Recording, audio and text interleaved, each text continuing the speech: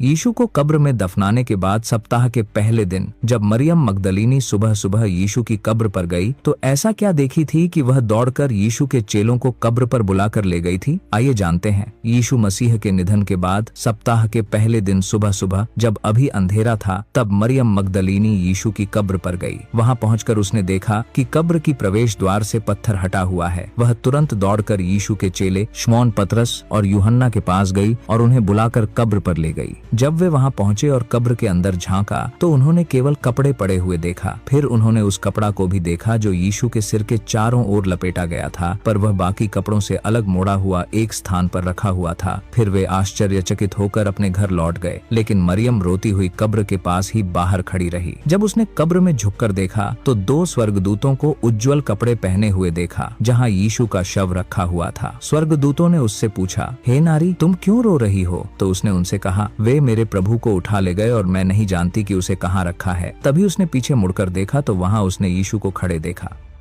यीशु अकेला था या उसके भाई बहन भी थे? आइए जानते हैं। अधिकांश लोग यीशु की माता मरियम और उनके सांसारिक पिता यूसुफ से परिचित हैं, लेकिन बहुत कम लोग जानते हैं कि बाइबल के नए नियम में यीशु के भाई बहनों का उल्लेख किया गया है। उदाहरण के लिए मत्ती अध्याय 13 पद 55 से 56 में नाजरेत के लोग कहते हैं, क्या ये बढ़ई का पुत्र नहीं? क्या उसकी माता का नाम मरियम नहीं? और उसके भाई याकूब, यूसुफ, शिमोन और यहूदा नहीं? और क्या उसकी बहनें सब हमारे बीच नहीं रहती? इसी तरह मरकुस अध्याय 6 पद 3 में दोहराया गया है और उनकी मानवीय पृष्ठभूमि को दर्शाया गया है और यीशु की सांसारिक परिवार संरचना को उजागर किया गया है और यीशु को सामान्य व्यक्ति के रूप में देखने की प्रवृत्ति को चिह्नित किया गया है। आगे चलकर गलातियों अध्याय 1 पद 19 में याकूब को प्रभु का भाई कहा गया है, जो बाद में चर्च का नेता बना। इससे परिवार के सदस्यों की भूमिका स्पष्ट होती है कि वे सिर्फ उसके सांसारिक भाई बहन ही नहीं थे, बल्कि यीशु के मिशन से भी जुड़े हुए थे।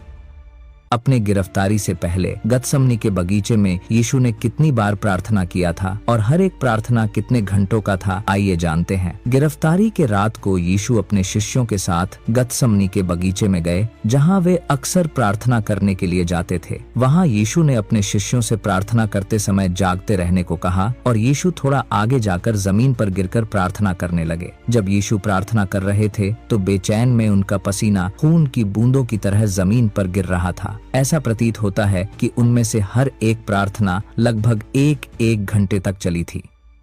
प्राचीन समय में महत्वपूर्ण दस्तावेजों को लंबे समय तक सुरक्षित कैसे रखा जाता था? आइए जानते हैं। प्राचीन काल में महत्वपूर्ण कानूनी दस्तावेजों को दीर्घकालिक संरक्षण के लिए मिट्टी के बर्तनों में बंद करके रखा जाता था। यह सीधा यिर्मयाह 32:14 की ओर संकेत करता है। इस बाइबल